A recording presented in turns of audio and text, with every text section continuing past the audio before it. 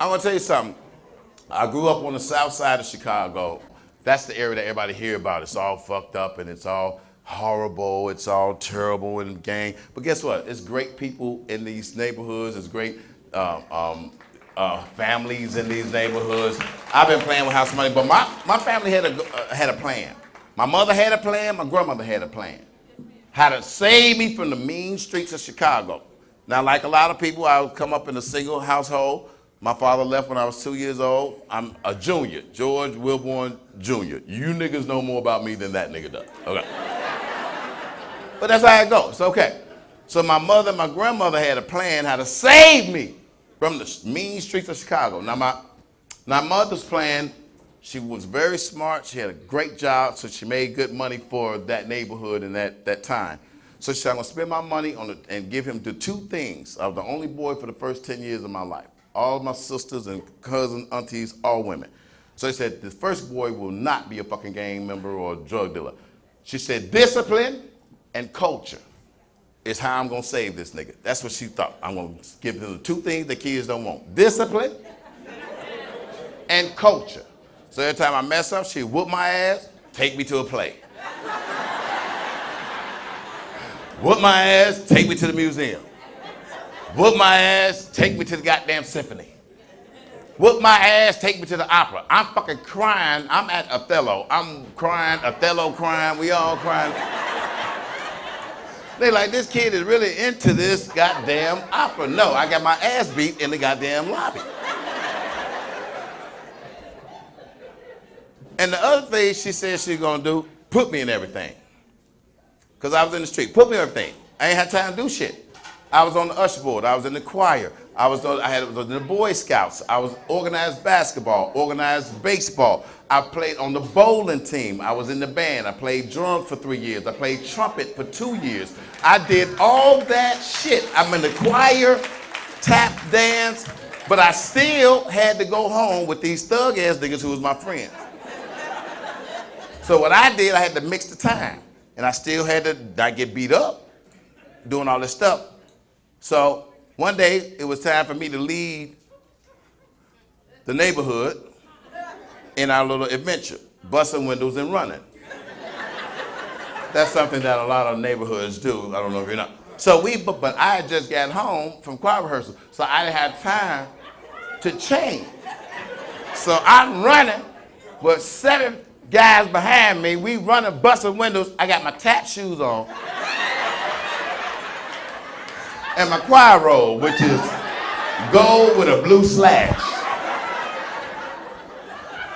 So we running, I stop in the alley and I'm waving everybody on. My grandmother friend is in the window, think I'm rehearsing being the choir director. She said, that boy sure wants to be the choir director, don't he?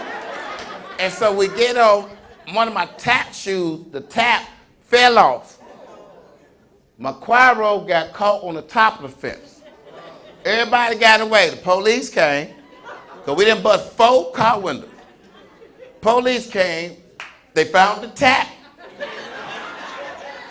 They found the piece of choir robe, and they followed the scuff mark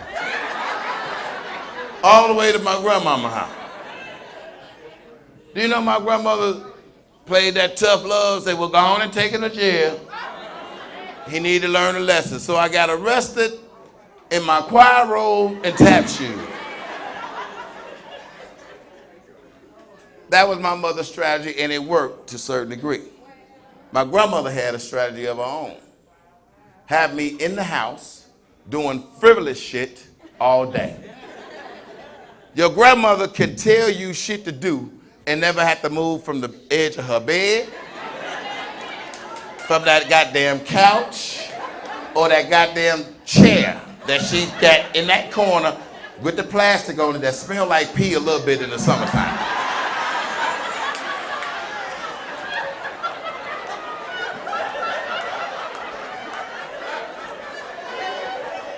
So my grandmother used to yell the bullshit out. Yell out shit for you to do, but it's the opposite. Let that dog out, bring that cat in.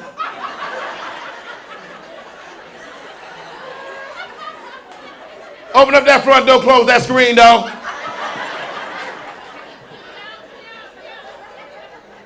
Come take these glasses, bring me my teeth. Rinse my teeth off first. But then she would say the one thing that no little boy need to hear. Come help me hook this bra.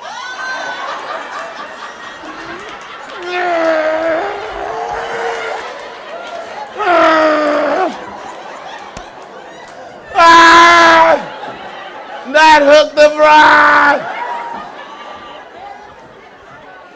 You are looking at the product of a motherfucker hooking bras since he was 5 years old.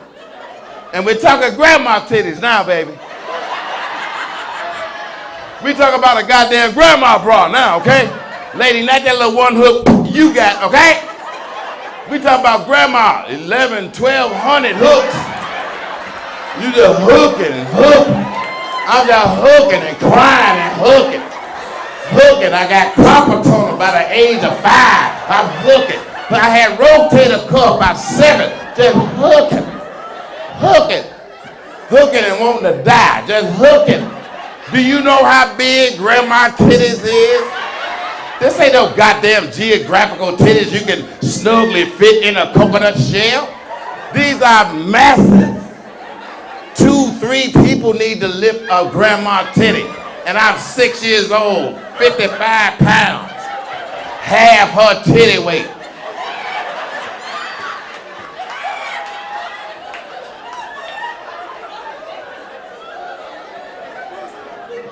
It's horrible, man. It's horrible. I don't care. I know you went through it. I can tell. They're not bosoms. They're grandma tits. I don't know if I'm fucking rubbing her knees or playing with her nipples. This is fucked up.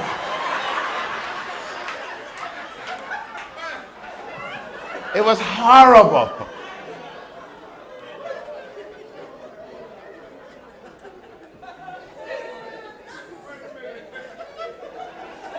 I'm sorry, Grandma.